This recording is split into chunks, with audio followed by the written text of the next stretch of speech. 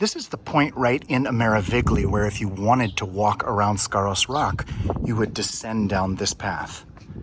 Now, if you're coming from this direction, which is north, the direction of, that's Oia in the distance, you've been walking along, or you're just in Imerovigli, it's not very well signed that this is where you would make the turn.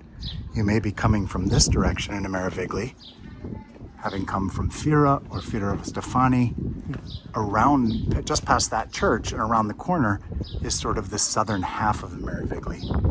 And then this right here, as you turn the corner, that leads to the, the other half, the northern half of Imerovigli.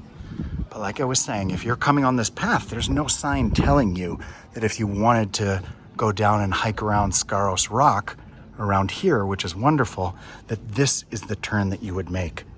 Now, right over here is Grace Hotel. They've got a beautiful pool that you can see right there.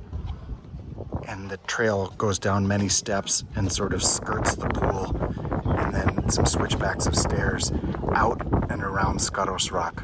Some people climb up on top, which is very dangerous, I think, and best avoided.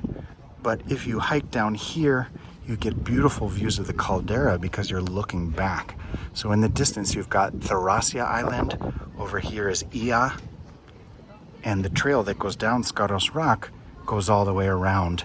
On the far side, which we can't see, but on the lower downside, there's a beautiful church down there. And it's definitely worth making a visit to the church if you go to Skaros Rock.